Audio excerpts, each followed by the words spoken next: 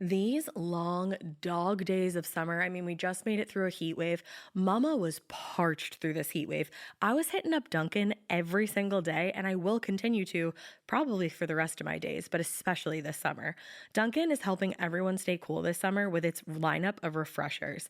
These drinks are packed with bold, fruity flavors and served ice cold. It's amazing. Dunkin' refreshers are the perfect afternoon pick me up. I like to start my morning with them personally, and then sometimes I go back for a second one because I'm just feeling crazy. They come in a variety of delicious flavors, including fan favorites mango pineapple and strawberry dragon fruit. And then for a limited time, there's black cherry and there's pink pineapple. I'm going to tell you something right now, and it's a bold claim, let me tell you, but I stand behind it. Pink pineapple will change your life. It is so good. It has me feeling like I'm sitting in a pool, resort side, just living, honey. It's so yummy. Try your favorite flavor with green tea, sparkling water, lemonade, or Dunkin's all-new limeade. I haven't tried the limeade yet, but I'm going to. Usually I get my drinks made with green tea and occasionally lemonade, but I do really like the green tea. Or if you don't want to build your own, try one of Dunkin's curated refreshers like the Cherry Lime Ricky or the Ultimate Pink Daydream. The Cherry Lime Ricky, scrumptious. I could drink like 3 of these a day. They're so freaking yummy. Head to Dunkin' today and find your favorite refresher. Dunkin' refreshers contain less than 1% fruit juice. Limited time offer. Every good detective needs a partner to support them on important cases. Think of a State Farm agent like your sidekick, there to help you along the way in your search for coverage. State Farm can help you choose the coverage you need, whether it's for your home, car, boat, or even RV. With so many options, it's nice knowing you have help finding what fits for you so you can get back to solving all of life's bigger cases. Go to statefarm.com or use the award-winning app to connect with a local agent and get a quote. Like a good neighbor, State Farm is there. This episode is brought to you by SoFi, the all-in-one finance app to bank, borrow, and invest. Say goodbye to account fees and give your bank balance a glow-up with a SoFi high-yield savings account. Get over 8 times the national average savings rate and an epic welcome bonus when you sign up with eligible direct deposit. Sign up at SoFi.com/SXM. SoFi checking and savings offer through SoFi Bank N.A. member FDIC. Terms apply. Hey, weirdos. I'm Alaina. I'm Ash. And this is a full-ass morbid. It's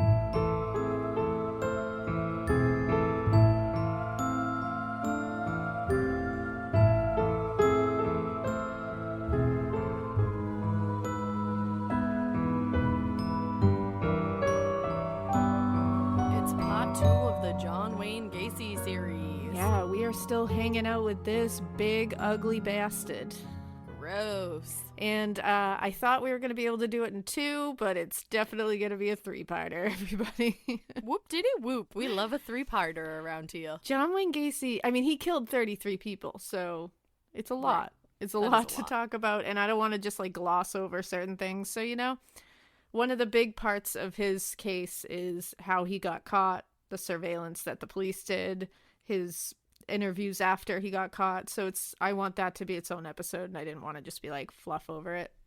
No, that definitely should be its own episode. I totally agree with that. Yeah, so today is going to be a whole ass discussion about all of his murders. Hey, yo. It's going to be a real rough episode, but we're going to get through it together. We'll do our best. We will. We'll do our damn best. But first, we have a couple business orders to take care of.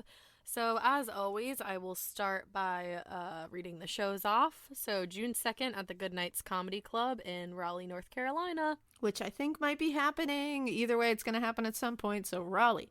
And I got the pants for it. She's got pants. June 3rd at the Comedy Zone in Charlotte, North Carolina. Come to Charlotte. We're coming for you. October 11th, 2 shows at Talia Hall in Chicago. If you're confused about what showtime is for you, just ask your ticket person who you got tickets from. Your ticket person, you know that person. The ticket people, you know them. And it's spooky season and it's spooky theater, and we have a really fun case for you. Y'all.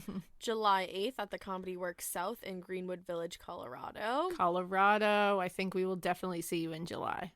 July 11th at the Wilbur Theater in Boston. Come on, Wilbur Theater, and make sure you're buying tickets to that show, guys, because regardless of when it happens, it's gonna happen.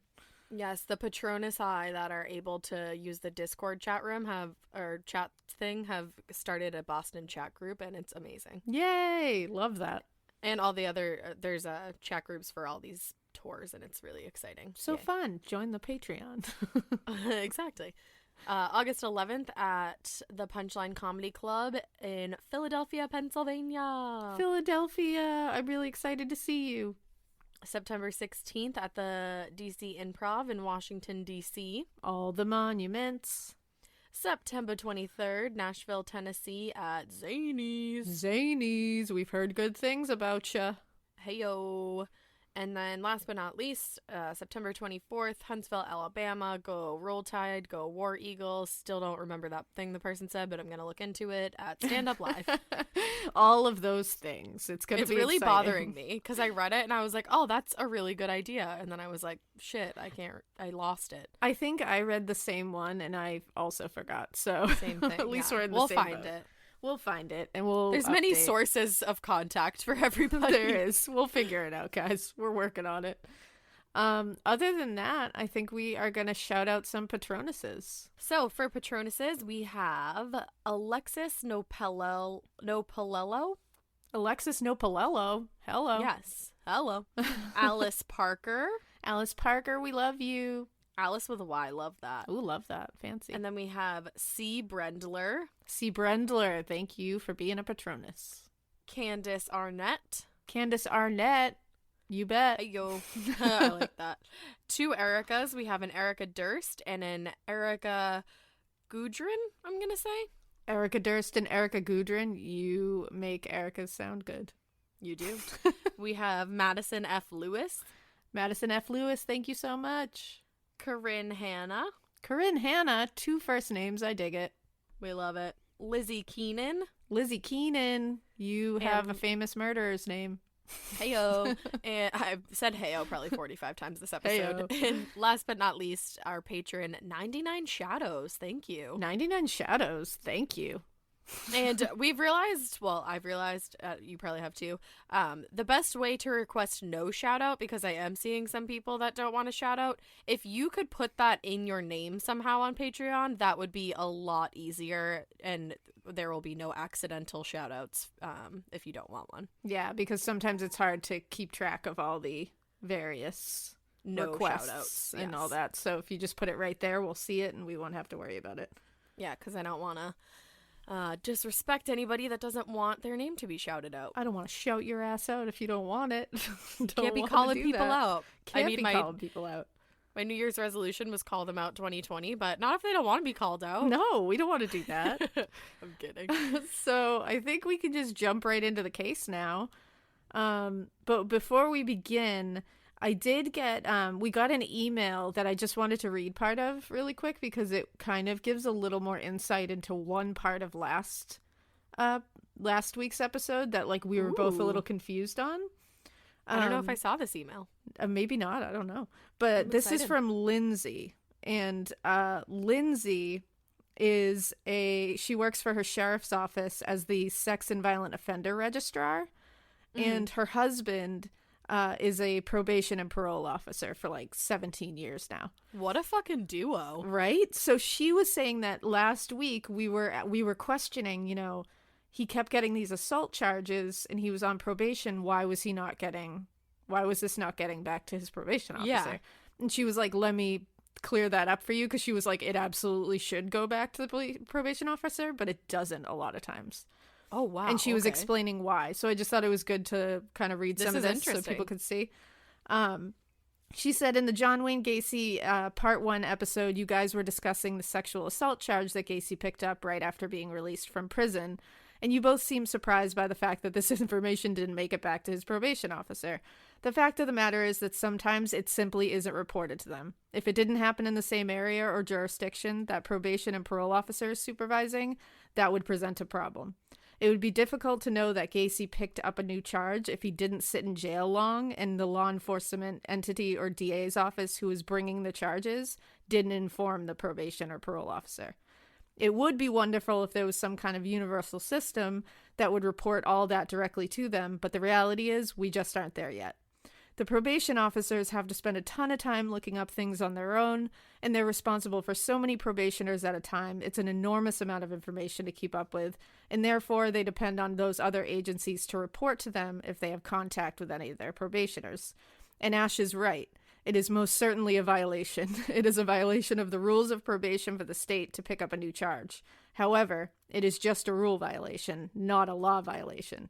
So let's say that it's reported to his probation officer that he had picked up a new charge. The probation officer then writes a violation report, sends it to the DA, who convicted Gacy of the original crime, that sent him to prison, informing the DA of the rule violation. It is then up to the DA to issue an arrest warrant for the motion to revoke prison time that is now on paper, based on that rule violation, and then they would have a bunch of hearings to decide if they want to revoke his probation and send him back to prison. Damn. Yeah. This end resulting in prison time rarely happens here, unfortunately. Our prisons are overcrowded, and the judges and district attorneys are under a lot of pressure from legislators to not send people back to prison unless it's a last resort. So she was just kind of telling us, like, this is the reality of the situation, which I appreciated. So I like messaged her back and was like, thank you. I like hearing from people who have like firsthand experience with this stuff to be like, here's how it works. Let me tell you.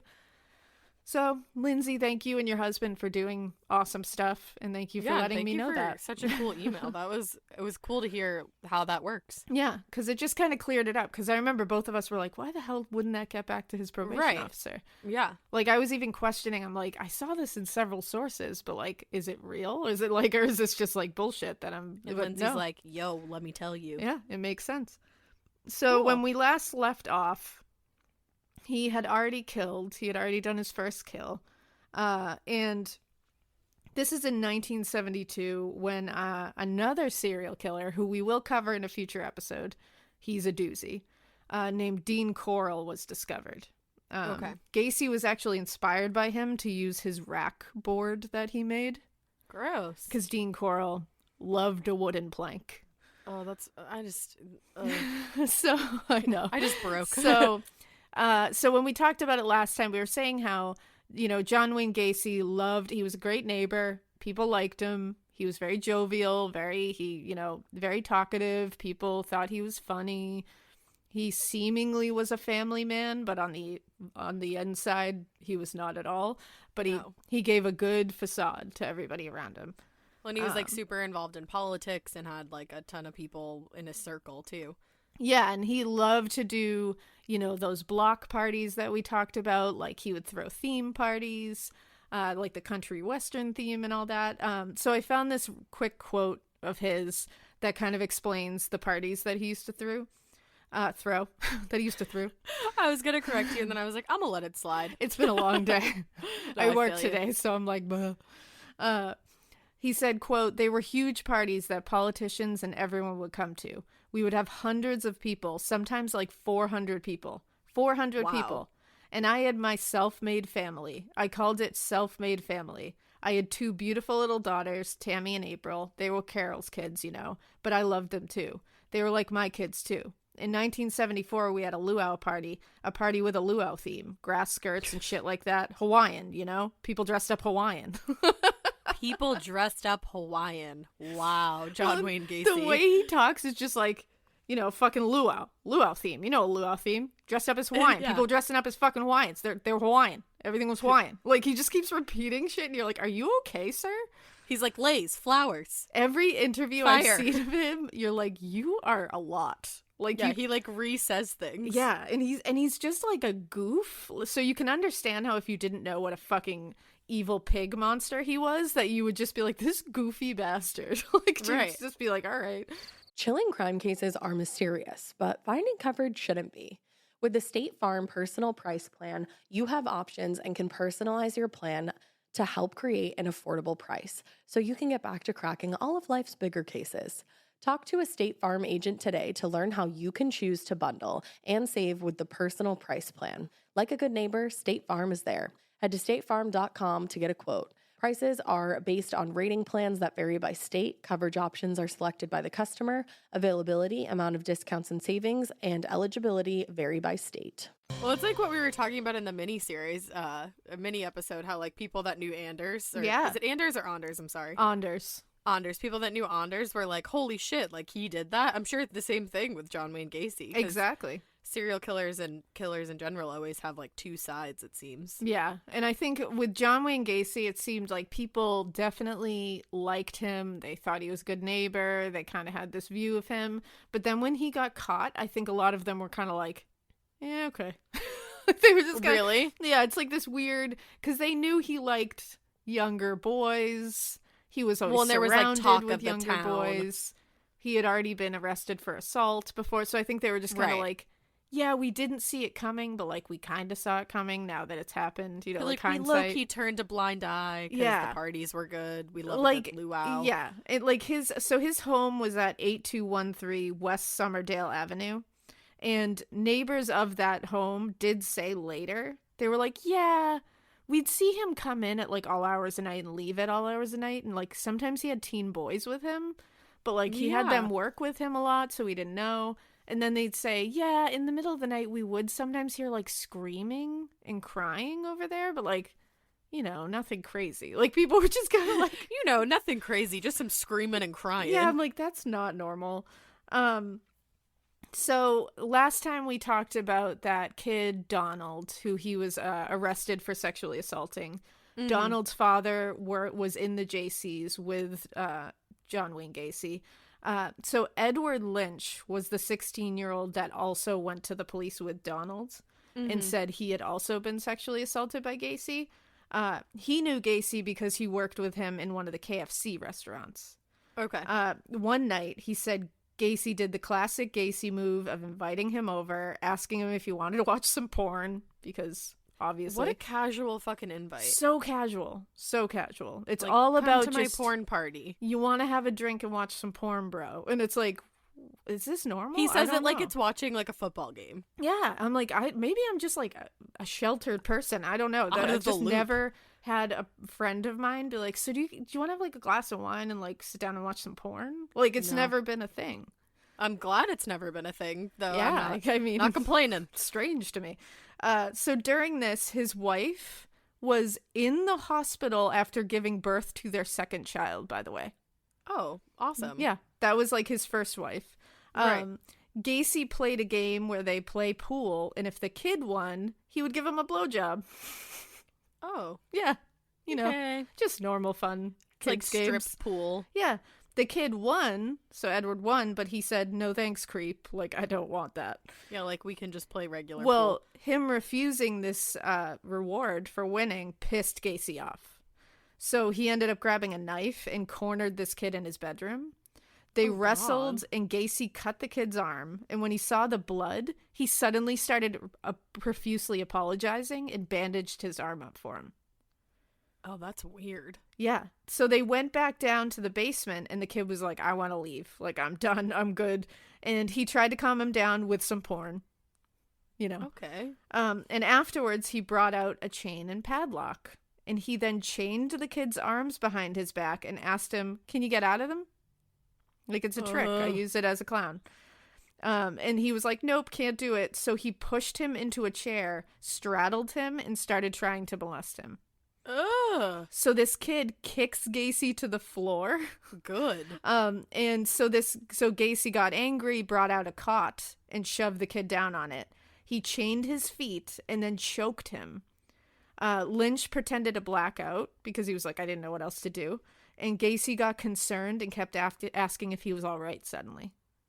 And then he just drove him home. Oh my god, that's horrific. Yeah. Like, he is so imbalanced. It's unreal.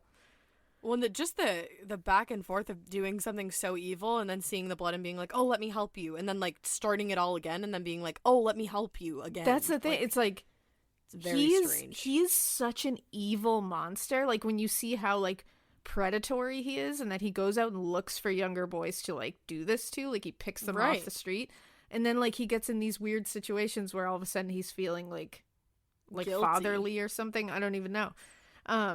So when he was arrested the couple of times that he was, at one point he was evaluated for his mental state by What was that? by Dr. Eugene F. Gorin. And Dr. Gorin said, quote, "The most striking aspect of the test results is the patient's total denial of responsibility for anything that has happened for him. He can produce a, quote, alibi for everything. He alternately blames the environment while presenting himself as a victim of circumstance and blames other people while presenting himself as the victim of others who are just out to get him. Although this could be construed as paranoid, I do not regard it that way.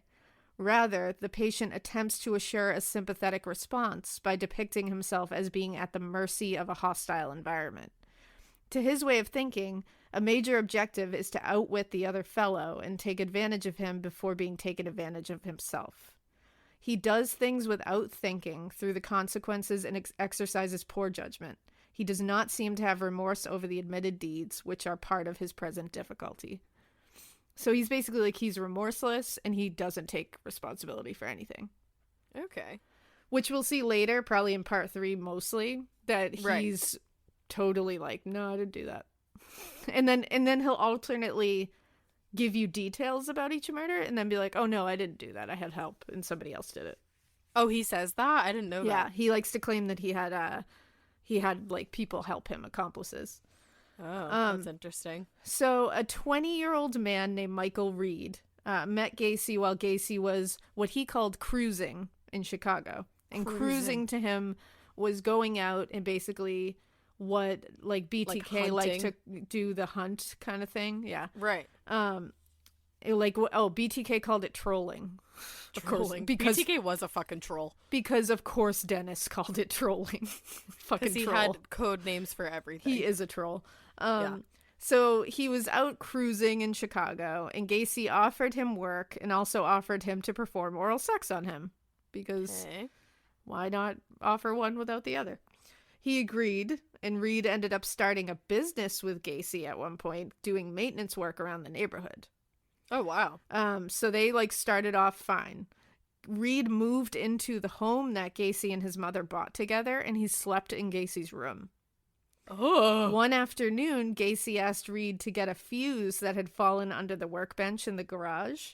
And as he was stooping down to look under there, he all of a sudden got slammed on the back of his head with something.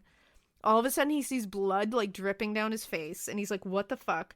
He turns and sees that Gacy's holding a hammer that he has just whacked him in the head with. That happens.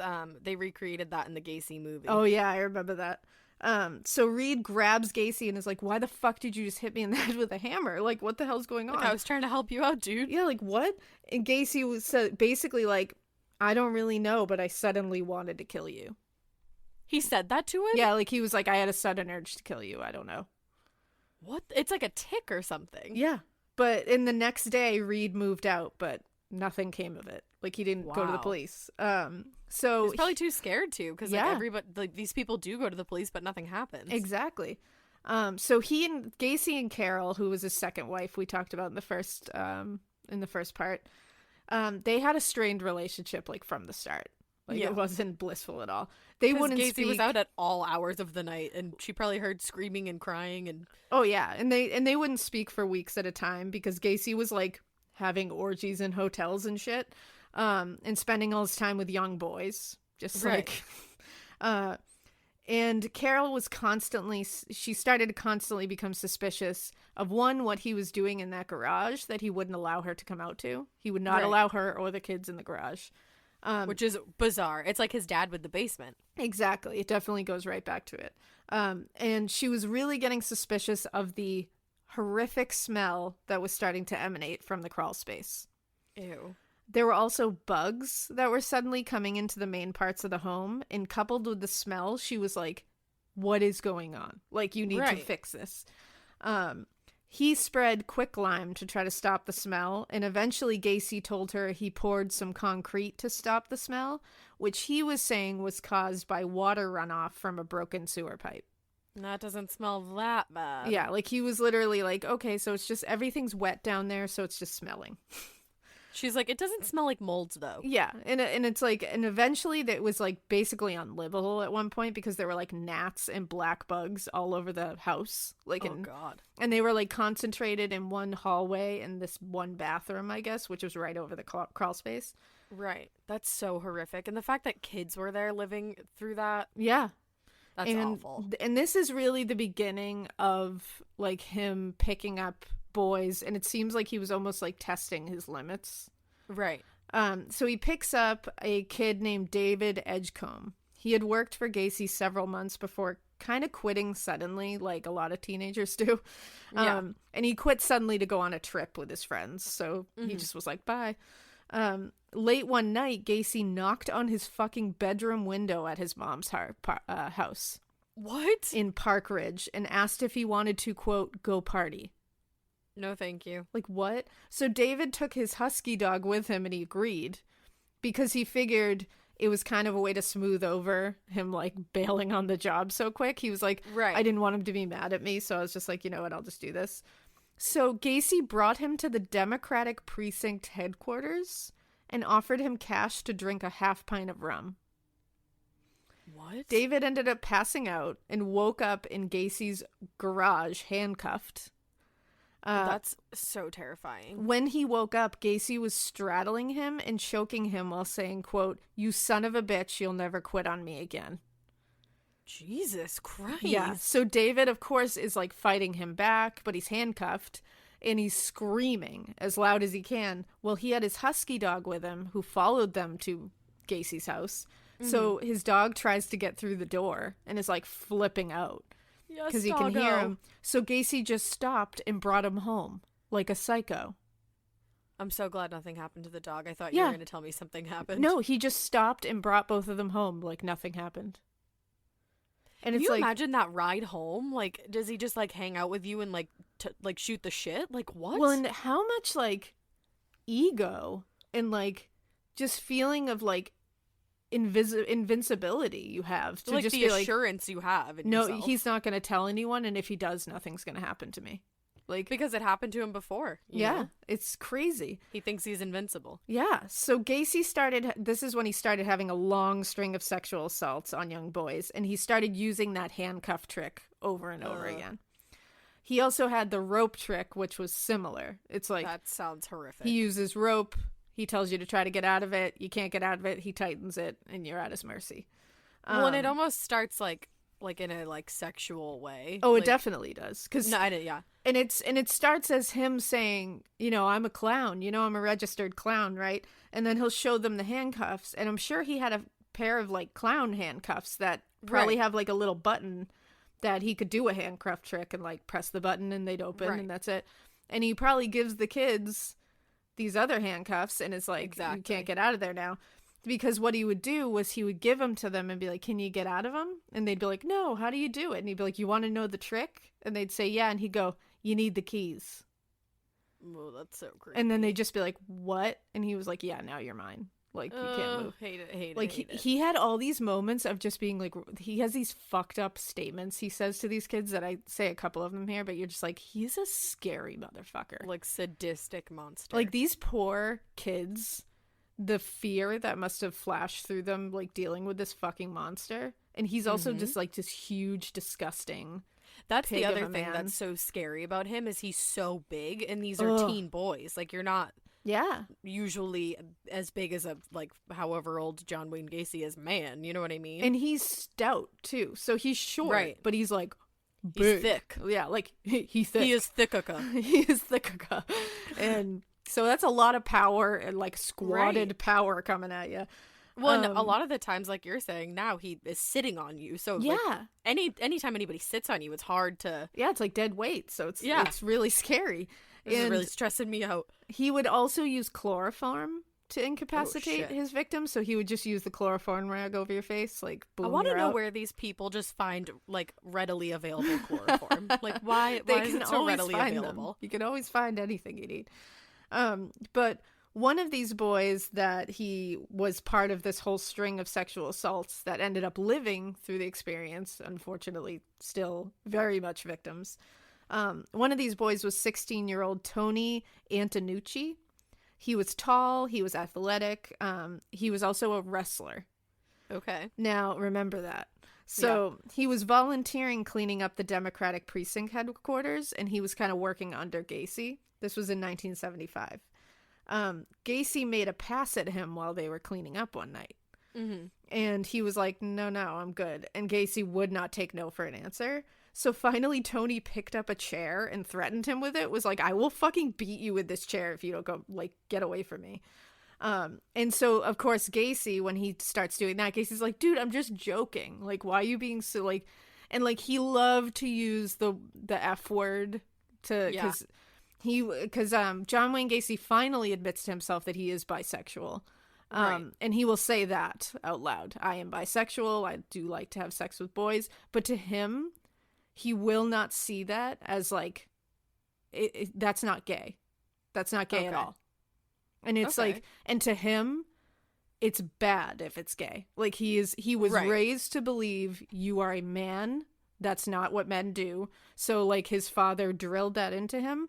So he's constantly being like, if he gets shut down by a guy, he's like, well, fuck you, you F word. You know what I mean? Like, he's like, he starts calling him things and being like, what do you think I'm that? You know, like, he's so, like, he hates himself so much. It's very self-loathing. It is. It's very self-loathing. And that's part of his aggression, I think, is just he hates himself so much. And he can only, I mean, I'm surprised he even came out to say that he's bisexual. I think that took him a long time to do. But he just can't accept what his true desires are. But he's also he's not gay, he's a pedophile. Right. And it's like, he can't admit that to himself and get help for it either. That's the thing. Like, those are two very different things, sir. Exactly. It's like, you are not just bisexual. You are a pedophile. Like, that is not, you don't just like other men. That's fine. You cannot like children, sir. Right. Like, that's not allowed. Yeah, that's There's not. No. No way. So he made it so Gacy's making it seem like he was joking. I was just joking with you. Why are you getting so upset? Why are you threatening me with a chair? He's like, whatever. So it just went away. Well, a month later, Gacy just shows up at Tony's parents' place while they're out. And is like, hey, Tony. And Bye, he told Mr. Gacy. He was like, hey, Tony, I have some wine and some porn. Do you want a party? No. I love that he's like, you want a party? You it's want like, a party. Ew, shut the fuck and up. if you look at a photo of John Wayne Gacy, like his mugshot photo, when he just looks like this, like, greasy bag of just, like, leftover fry sweaty juice that comes from meat. the bottom of a fast food restaurant toilet or something. Like, it's just, he is so greasy. He is bacon grease. Yucky. And he's got these beady eyes, and he's just like, and you can just picture him being like, want a party? And you're like, ugh. I picture him with, like, a weirdly high voice. I don't know why. He kind of does, actually, now that I'm thinking about it. He does kind of have, like a want little... a party? Yeah, it's not like a, like, ugh. But it's like the voice that you gave David Berkowitz. Yeah, it's like this little... That's what like, I picture. Yeah. But he's just so gross. But yeah, so he was like, do you want to party with this wine and porn? And he was like, all right, cool. So he was like, sure, why not? Like, let's just have some wine and watch some porn. I don't get it. It's just like, whatever. And this is when Gacy, so he got in there, he brought the kid to his place, and he was like, okay, can I show you a trick? No. Of course. And so he said he had a pair of trick handcuffs that he used as a clown. Right. And then he was like, how can you get out of it? He challenged him to figure it out. And Tony's like an athlete. He's competitive. So he was like, fuck you. I'm going to get out of these. So Tony agrees to do this, but Tony's also clever because he doesn't snap one of the cuffs all the way. So he was like, all right, I'll try to get out of this. And he hides this from Gacy. So when Gacy thought he was fully cuffed, he starts aggressively trying to undress him. Ugh. But Tony's like, oh, no, sir. So he suddenly flips Gacy off of him and onto the floor because he had, like, straddled him. And so he, like, pushes him onto the floor, snapped the free cuff on his wrist, and then he used a wrestling move to flip him on his belly and held a knee to the back of his head. That's incredible. Isn't that incredible? I was like, incredible. I love that. And this is why we should all take karate or, like, some form of self-defense. Right? Because he just was like, fuck you, sir. I'm just going to use a wrestling move. So he's holding his knee to the back of his head. and he flipped the other cuff on him. So he had him handcuffed on his belly. Incredible. In his own fucking house. And so Gacy's flipping out. He's screaming. He's yelling. He's like cursing. And Tony's like, no, I'm not letting you free until you calm the fuck down. Right. And so Gacy was basically like, well, shit, you're the first one to get to best me to figure on this out. trick. And he was like, okay. And he let him free and he just let him go. And it was never spoken of again. What the fuck?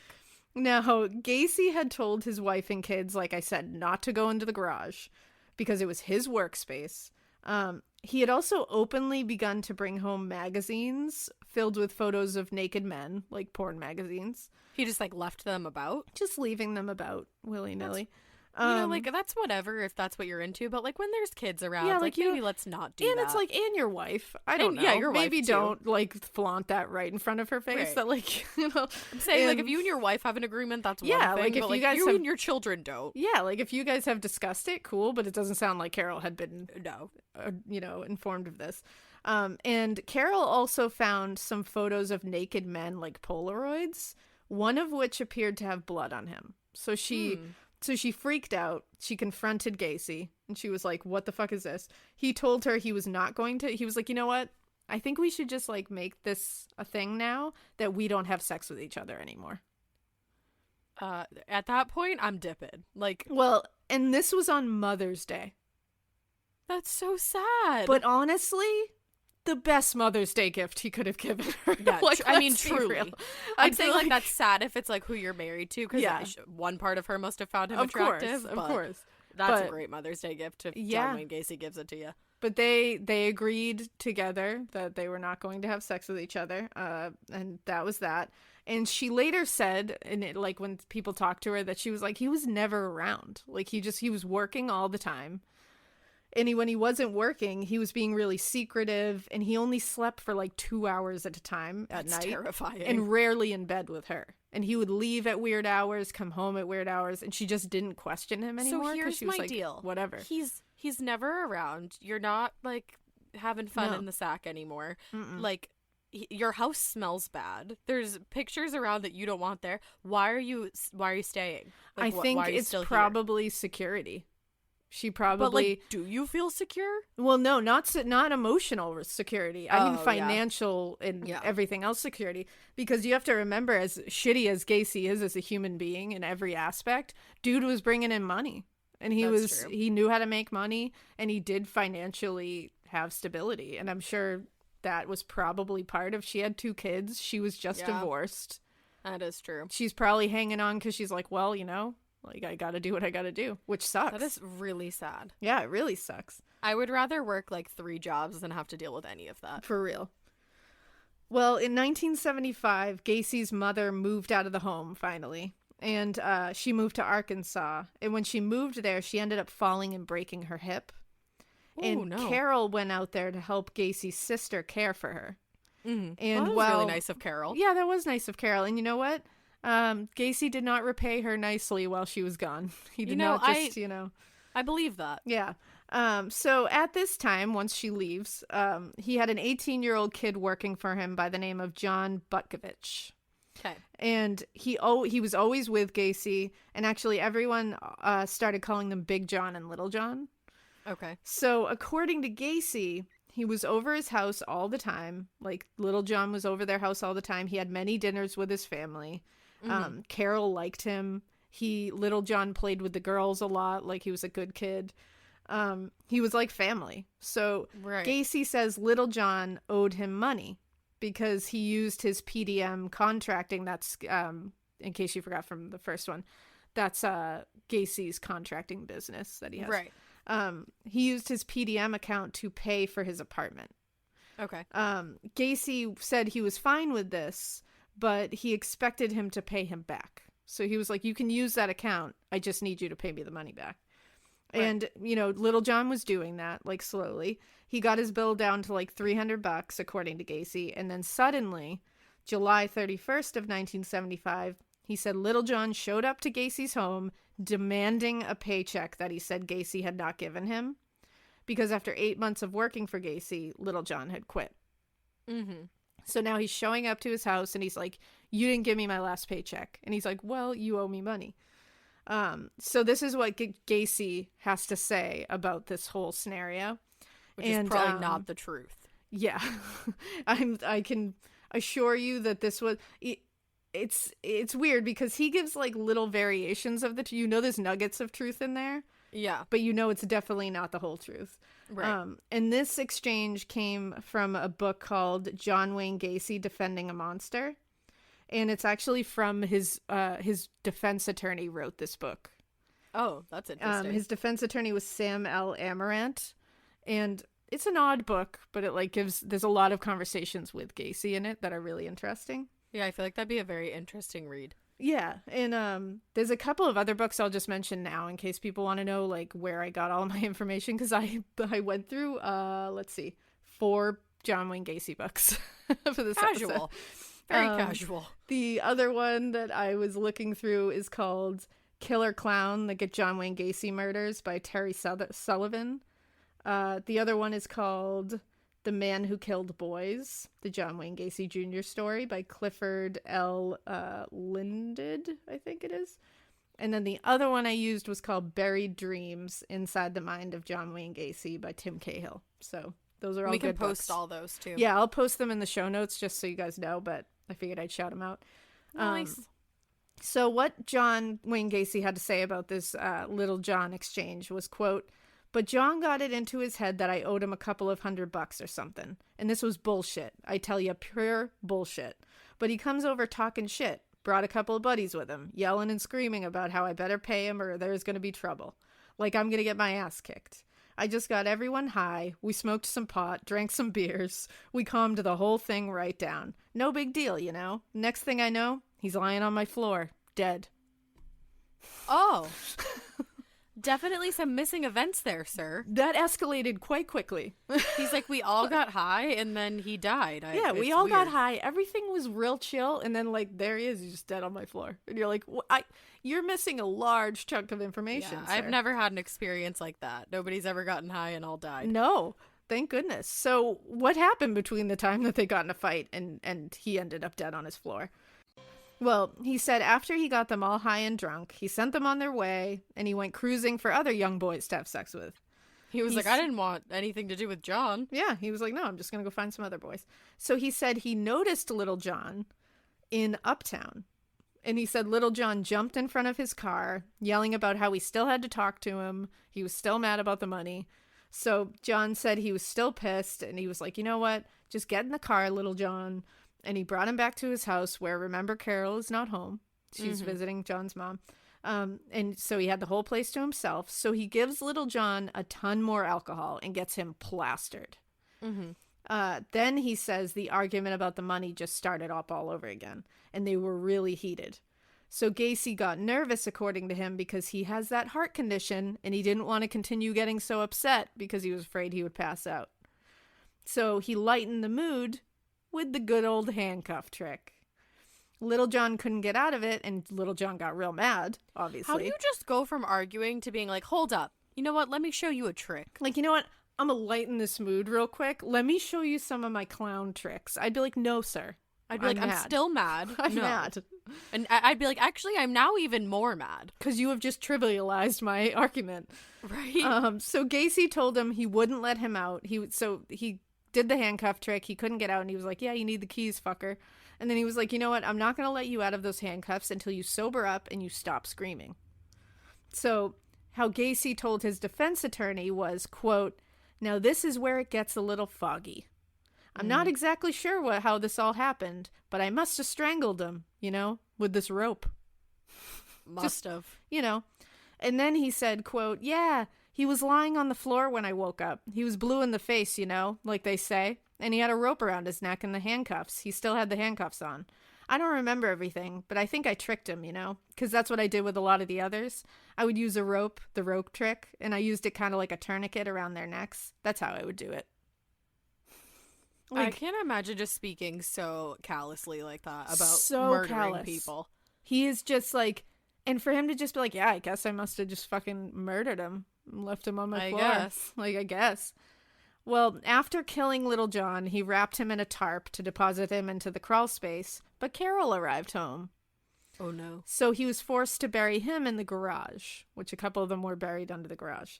And what does John have to say about his, like, lack of, memory when it comes to murdering kids? He said, quote, "Sometimes I wake up in the morning and find strangled kids in my house. Dead strangled kids. And I have no idea how they got there. No fucking idea what happened." Do you believe that? No. Do I believe that there's times when he blacks out?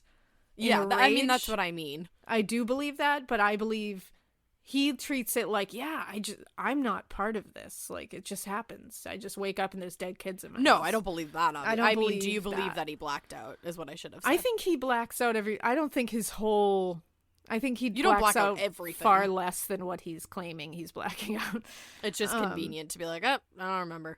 Well, and finally now Carol is still smelling the smells.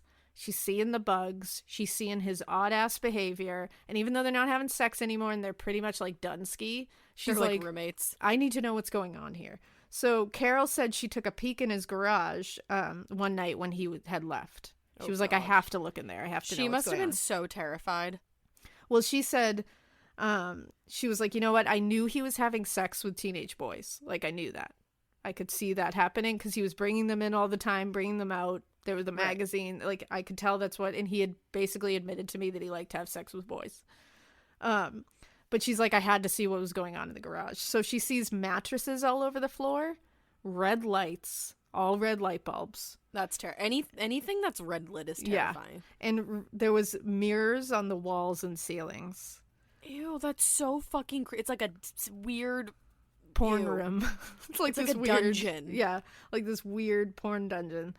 And she said she could smell the scent of decay so strongly there because he had just recently buried someone under there.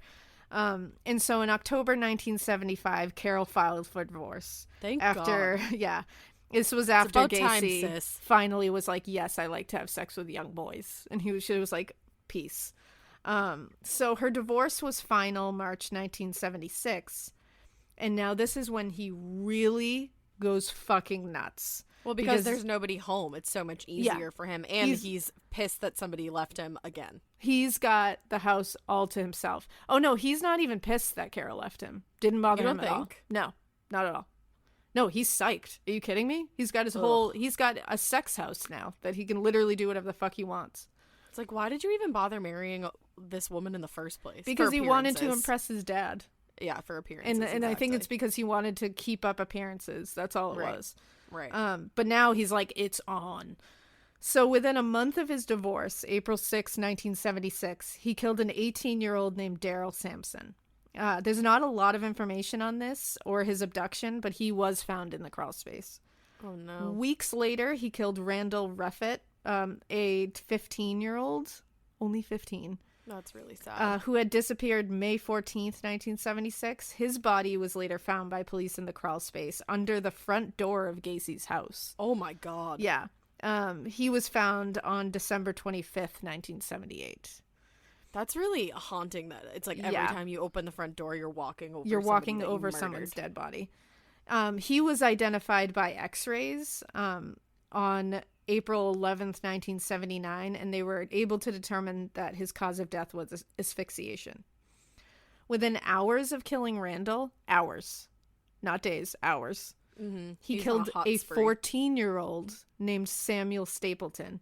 So this is, I think, the first time... No, it's not the first. This is the first time that he's killed two in one day. Right. So Samuel disappeared while he was walking home from his sister's house on May 14th, 1976. He was immediately reported missing by his parents, and he was later discovered in the crawl space. One distinctive clue that the family kind of like hung on to be like, that's definitely him, was that there was a bracelet found on his body, and that was his bracelet. And that was confirmed on November 14th, 1979, and they had to use x-rays of his head and teeth to identify him. That's always, I think I've said it like so many times, but that's always the saddest thing. It is. It's like, so sad. You can't even recognize them by their face. Oh, and some of these kids weren't identified until like 2017. Like so long. So in June 1976, 17-year-old Michael Bowman disappeared while waiting to catch a train to visit his stepfather's brother. He never made it to his location, and police would later find the teen's fishing license in Gacy's home. Oh. And then later they found his body in the crawl space, which had to be identified by dental records. The ligature that was used to strangle him was still around his neck. Oh my God. The next one was William Billy Carroll. He disappeared shortly after Michael Bowman on June 13th, 1976. Billy had kind of like a tough life. He was a tough kid. He got in a lot of trouble. He had been in juvie a couple of times for things like stealing a purse and like possessing a gun. He was only 16 though. By 16, he was still living that kind of lifestyle and was actually making extra money by kind of running like a teenage boy escort service. Damn. Where Billy. he would basically put together meetings with older men and teenage boys and get paid for it. So he was running with some scary people. Yeah. And he knew John Wayne Gacy, probably because he was dealing with such shady shit. And he on was probably June involved in the shady shit. Yeah, and on June 13th, he just disappeared. And he was later found in the crawl space. July 1976, he employed 18-year-old David Cram to help him around the house in the contracting business. Mm-hmm. David Cram has one of the scariest stories. Oh, no. He survived, but holy hell. He actually had this kid move in with him for a time, which he did often. He would have these boys move in. He moved in. Can you imagine surviving that experience and No. living to tell the tale of living with John Wayne Gacy? No, I cannot. That's a whole different fucking kind of thing. It really is. He moved in August, and shortly after he moved in, he came home one day to find John Wayne Gacy sitting on the couch, dressed in complete Pogo the Clown getup. Nope. Sorry. Makeup No, and no. everything. Nope. Just nope. drinking, and he's like drunk off his ass, just sitting there as Pogo the Clown when he walks in. That's horrific. That's absolutely horrific. And he's like, "Hey, David, you want to do this cool handcuff trick that I have?" No, I do not, sir. And so he did. David unfortunately fell for it and was like, sure, because he was like, "You're weird, and I'm just gonna go with this." And he got locked in the cuffs. And once he was in them, Gacy attacked him, telling him, and saying this to him, "I want to rape you. Like, I'm going to rape you." David fought him and actually got away to his room and somehow got out of the cuffs. He stayed in the house after this. What? I'm assuming he must just not have had anywhere to go. I think he had nowhere to go, and I think he's a young kid, so he's probably attributing it to like, that dude's drunk. Right. That was probably just a crazy.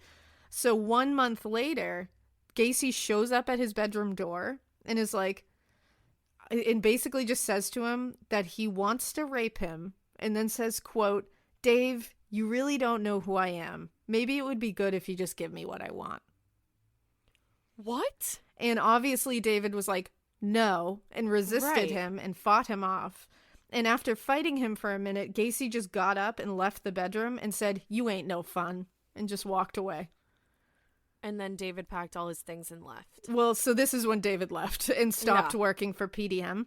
But he did help Gacy out some more for odd jobs later. Like, he did come back, so he must have needed money. He was probably, I was going to say, it's strung just out. a young kid that needs money. That's really sad.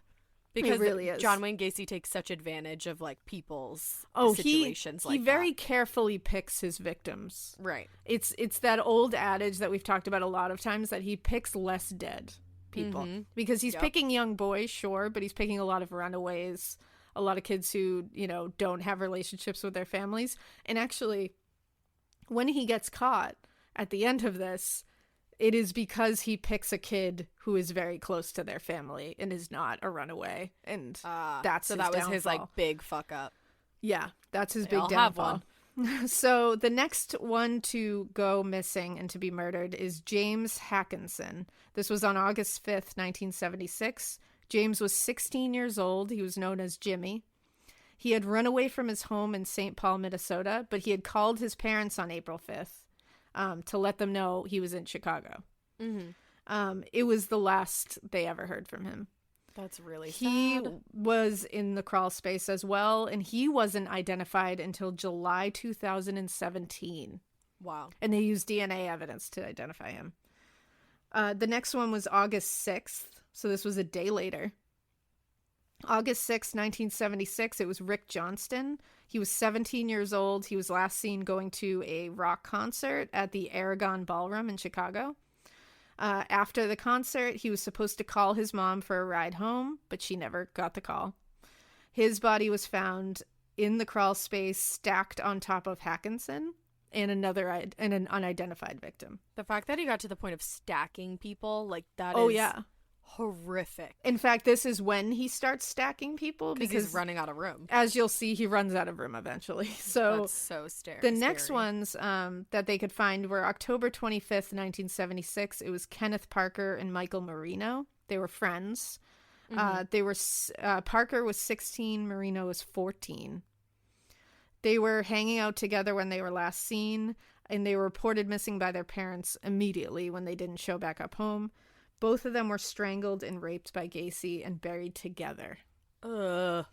Hate The that. next one is a day after that, October 26, 1976, 19-year-old William Bundy. He had occasionally worked for PDM, and he went missing one night after telling his family that he was just going to be going out to a party.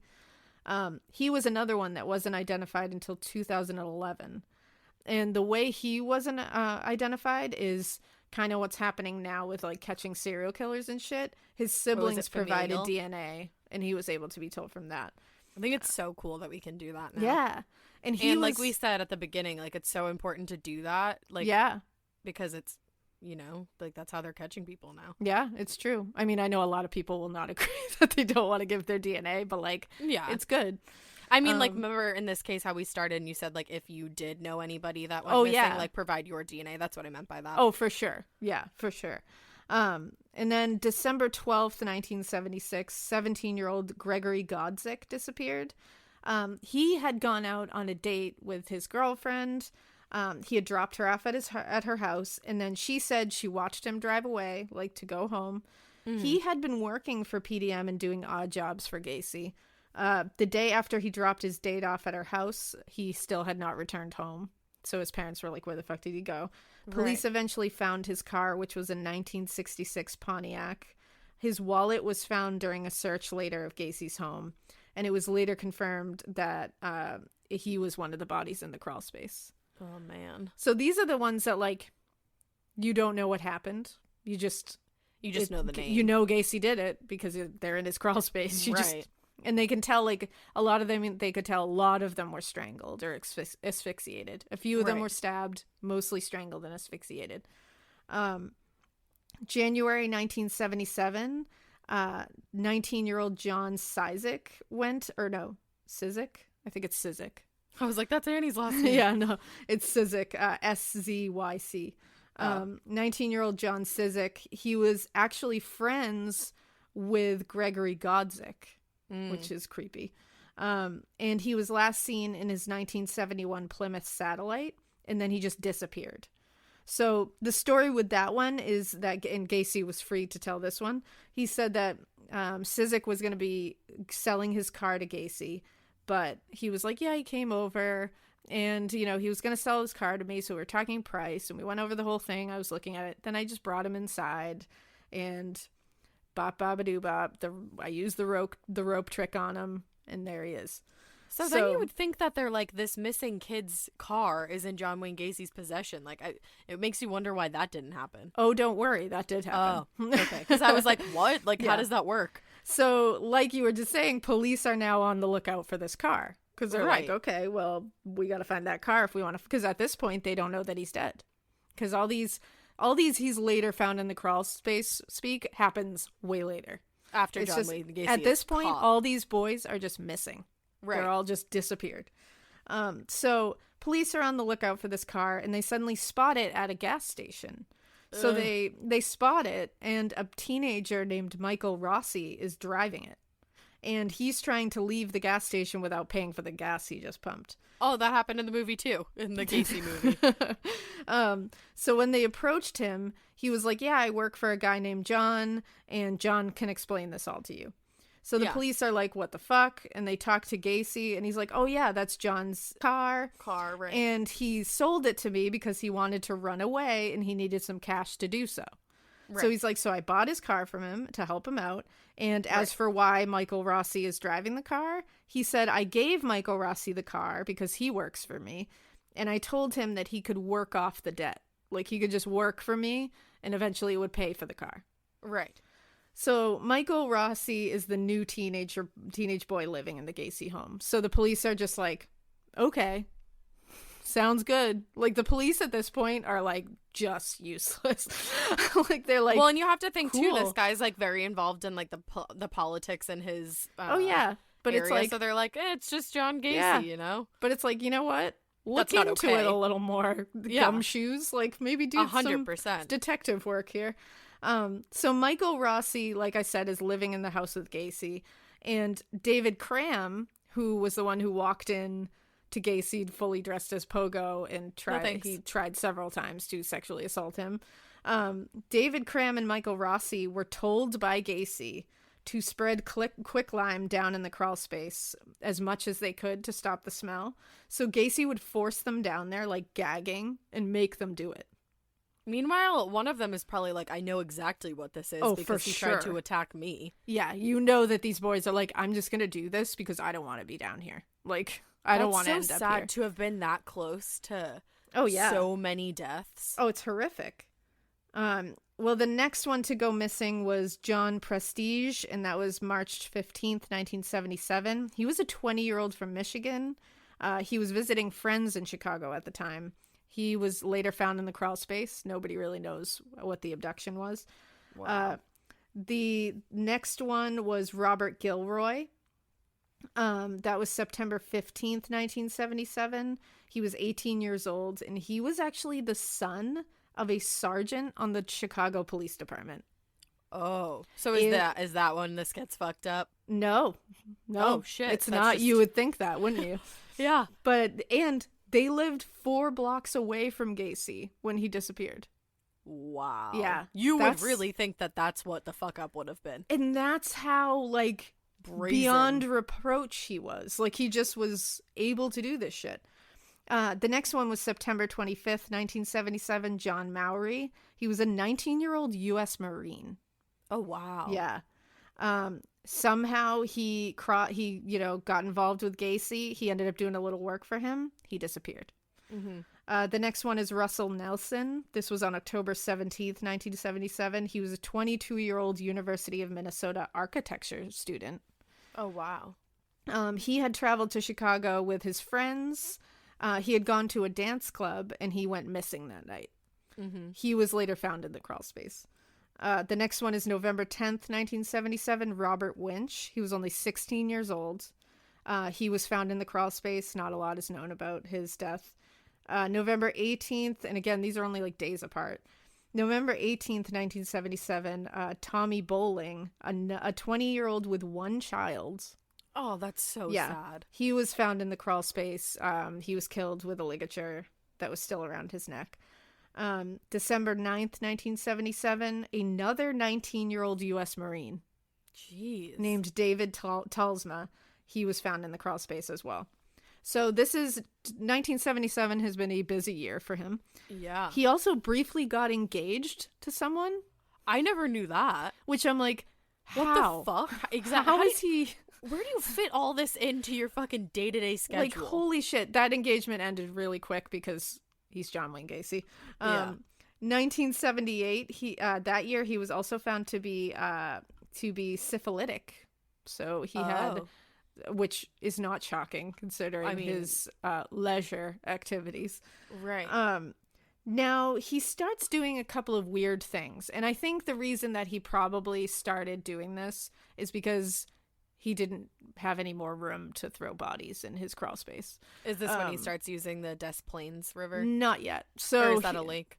No. Well, we're not there yet. But okay. You're like, slow down. He starts releasing people. Like, he starts doing his thing and then just releasing them. Oh, which so now is he's very just brazen. raping people. Yeah, now it's very brazen because he's not covering his face.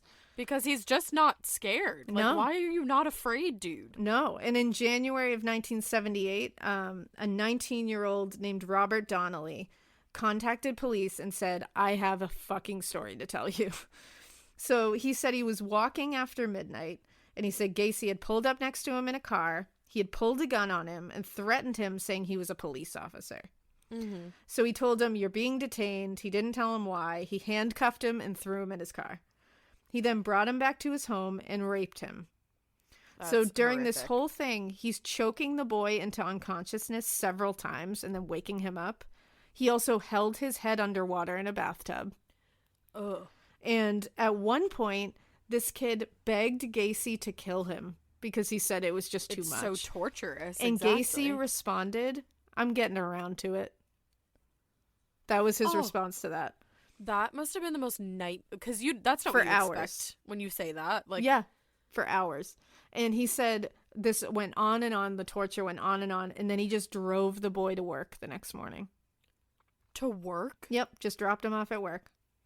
And one of the really fucked up things he did while he was assaulting this kid was that he would hold a gun to his face the whole time. Like, he would, like, while he was doing terrible things to him, and he would spin the what is it called? The Is it a chamber of the revolver? gun. Oh. And like in Russian roulette, he would like spin it, and then he would pull the trigger a bunch of So times he was right in front of literally his playing face. Russian roulette. And eventually, a blank cartridge fired. That just So- actually gave me a bodily Right? reaction. So the whole time he had a blank in there, and he's fucking with this kid, and eventually shoots, and the sound comes, and it's a blank. And this, a lot of times people say when they get shot, they like don't even feel it because they're Yeah. so scared. probably This kid was like, probably "I just got was shot." I just shot? Yeah. Right. And so this happened, and again, this boy went to the police and was like, this is what happened, and this is who did it. That just made my heart beat faster. Yeah. I'm not even joking. It's no joke. The assistant state's attorney decided that when it came down to court, Gacy would appear more believable, so they dropped the charges.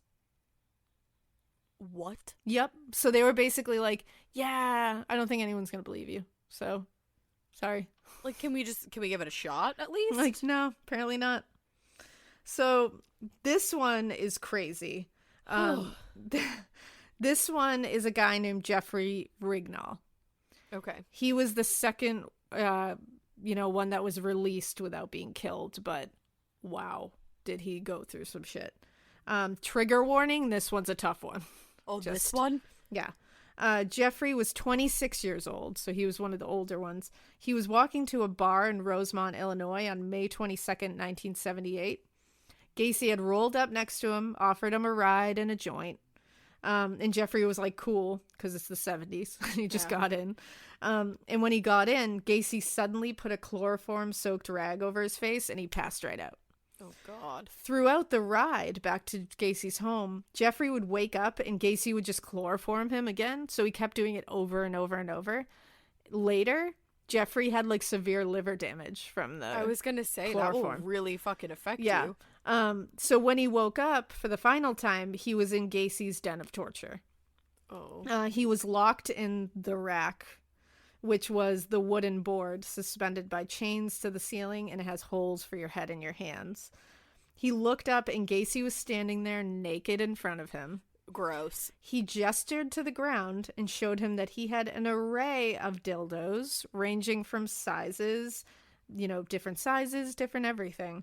And he just told him in graphic detail how he was going to use them and how long he would use them and where he would use them. Jeffrey was then brutally assaulted, raped, beaten, drugged, tortured. I mean, beyond anything we can consider. Gacy would put items of various items into various orifices. Oh, God. Other than dildos, he would use I read something that said that he used pill bottles. Ow. He would use candle wax and pliers. He was a fucking monster. And he also, so this guy also claimed later that he thought there might have been another person in the room while this was going on. Oh, that's interesting. Yeah. And we'll explore that in part 3, that idea that he might have had an accomplice. He was in and out of consciousness this whole time, like while everything's going on, because from sheer terror, pain, I mean, drugs, Yeah. everything. And when he woke up after hours, he was sitting fully dressed under a statue in Lincoln Park in Chicago. So he just woke up Yep. completely in another place. And he woke up and he was very severely injured. I mean, of course. obviously he was literally like Just bleeding from his brutalized. rectum. Like he was Yeah. in a lot of like severe internal damage. So he was taken to Northwestern Memorial Hospital and he had to stay there for 6 days. I believe it. I'm surprised he didn't even have to stay there longer. Yeah. And in the hospital, he told the entire experience to police. He was like, I can tell you everything I can. But they were skeptical of his story, which is like, You can't do that. who the fuck would make that up? And it's like, he has the injuries to prove it. Like, what are you doing? How else do you think that fucking happened to Yeah. him? And also, I don't care if you're skeptical or not. You still have to investigate it. That's Yep. literally what your job is. This is one of those, it's the 70s in Chicago, and it's like, police are sitting there going, this is just a bunch of gay shit. I was And, going to say, it's that's like the Jeffrey issue. Dahmer stuff. I was just going to They say would be like, that. these are just two gays that are having Boyfriends a fighting. quarrel, and we're not going to get into it because that's gay stuff, and we don't understand it. Like, that's I hope literally that what they're they still are doing. alive and that they have to sit with the fact that they didn't do their job. For real. Well, later, Jeffrey, like, literally would wait on freeways and overpasses just waiting to spot the vehicle because he knew the vehicle in his head. And he was like, I'm going to find this vehicle again and I'm going to get his Wow. license plate. Good for him to have gone through that much trauma and to still be willing to fight. Sorry. Oh, no, don't worry. He eventually spotted Gacy and he wrote down the license plate. Good. And he followed Gacy to his house Oh to my make God. sure that it was the house. That's so brave. So he gave the police the address and the license plate, and they did nothing with it. Oh my God. So later, when finally Gacy was caught, and it was shown that yes, he did do this, Rignall testified against Gacy in the Good. People Good for versus him. Gacy, and he said that he was hoping that Gacy was insane and not sane during that attack. You would hope that. Because he said, quote, the beastly and animalistic ways he attacked me. Just, it had to have been insanity. Because you would assume that somebody would have to be out of their fucking mind to do that. Well, and you want to know how bad it was? When describing what happened to him on the stand, he Did threw break up. down? No, Yeah, he threw up on the stand. That's how believe it. badly he was, like, scarred. And this was years later. I believe it. That's that's unimaginable torture. So the next one now, and remember that's like when he was caught later, but Jeffrey Rignall at this point was just released and nothing was done and he had to just live with this. I can't So- imagine looking at the police and having them tell you like, sorry, it's Just be there's like, not yeah, a lot no, we can do. sorry. And you're just living your life now being like, cool, so he's just walking around. Because at that moment you're like, oh cool, like I'm never safe. Yeah, exactly. You have to look over your shoulder forever. So next on February 16th, 1978, 19-year-old William Kindred was another one that disappeared and was later found in the crawl space. June 1978, 20-year-old Timothy O'Rourke. He went missing. He was actually the first of Gacy's murder victims to be dumped into the Des Plaines River. Okay. So this is when, like I said before, I think those other two that he let go was literally because he didn't have any more room. I think yeah. he And realized... he hadn't come up with that yet. Yeah, and I think he realized through those two that by releasing them, he wasn't getting the full experience he wanted. Because remember, he said before, death is He the gets greatest, the most erotic thing to him. And he was like, so I fucked need up. this person to die for me to jack off. Like, Ew. so now he's like, oh, wait, I can just throw them in the river and I can still get what I need to get. So Timothy O'Rourke was the first one that was thrown into the Des Plaines River. The next one was November 4th, 1978. It was 19-year-old Frank Landegren. He was found later in the Des Plaines River. A pair of underwear had been stuffed down his throat. Oh God. They said he died of strangulation. The next one was November 24th, 1978. 20-year-old James Mazzara. He went missing on Thanksgiving Day, and he was found in the Des Plaines River. On Thanksgiving Day. That's horrific. Now, those are 4 victims that they found in the Des Plaines River, but Gacy claims he threw 5 over the bridge into the Des Plaines River. So he says, according to him, he said, one time I threw one over and I didn't hear a splash. So I assume it hit a barge. Oh. And that's his claim. But, Okay. you know, who knows? Maybe he's just like fucking with people because So- he's an asshole. Exactly. So I think earlier I'd said that the way that he finally got caught was his last victim. He decided to choose someone who had strong family ties. Bad idea. Right. Why would you do that? Yeah, it's just, well, because he can't control it. It's just when Yeah. he sees something, he wants it, and he doesn't care. And this was Robert Peast. This was December 11th, 1978. He was 15 years old, Oh my God. which is a baby. That is a baby. He was seen, so he worked at a pharmacy, and Gacy approached him and was like, hey, you know what? You look like you're a really good worker. I've been watching you. And, like, you look like you're strong. And, you know, like, I could really use someone like you working at my contracting business. Do you want a summer job? And he was like, yeah, I don't know. And he was like, I already have a job. But, like, Right. and he was like, but you know what? You could earn a lot of extra money. And he was like, okay. So Gacy was like, you just have to come back to my place and, like, sign some tax stuff and all that stuff, and we'll get you rolling. So Robert's mother's birthday was that night. That was his mother's birthday. So he was like, he was a little hesitant, and he was like, I want to make sure I get home for my mom's birthday. And he had mentioned that he was saving for a Jeep. Right. And so Gacy was like, oh, you know what? Like, I will give, I'm going to pay you pretty good. You're going to be able to get your Jeep. Like, this is a really good opportunity. And, like, I'm sure your mom will just be psyched that you got a new job. Like, happy birthday to her. Fucking douchebag. Yeah. So Robert's like, all right. So he calls his mom and says, quote, some contractor wants to talk to me about a job. And then he says he'll be home soon. Okay. He was not. So when he got him back to his home, he offered him a drink. He did the rope trick, and Robert was strangled. That's so sad. Thank God he called his mom and was like, this is where I'm going. Yeah. And what's awful is, like, can you imagine his poor mother forever on her birthday? Like, Yeah, your no. child was brutally murdered on your birthday. That's the most horrific thing I can ever imagine. No, I can't even. Well, and Gacy himself said he told Robert, quote, I'm going to rape you and you can't do anything about it. Jesus Christ. And this is when he had him in the rope, like for the rope trick. And he said Robert started to cry. Oh. And he said he put the garrote around his neck, and he said that he was, quote, crying scared. And then he said after he killed him and he was lying on the floor dead, he took a business call real quick while he's standing over his dead body.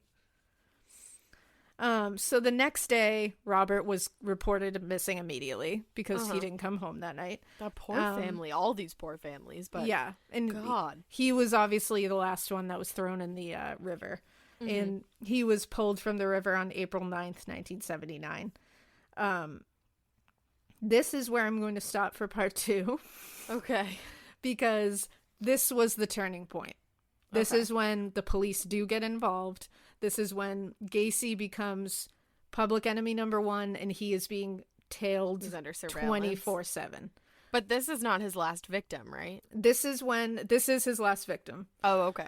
But we definitely need to go into, like, the surveillance and how brazen and cocky he was. And then, so in part 3, we'll go through that. We'll go through his arrest, his court appearances, his interviews, and his prison sentence, because he was executed and his last words are notable. Yeah. So, douchey. So that is part 2. We got through all the murders and the horrific. Thank God. I'm glad we are done with that part. Yeah. So now we can get into the cops and robbers part of it. Everybody always gets mad at me for being like, oh my God, or like, I'm glad we're done with that. But I'm like, why are you getting mad at me for that?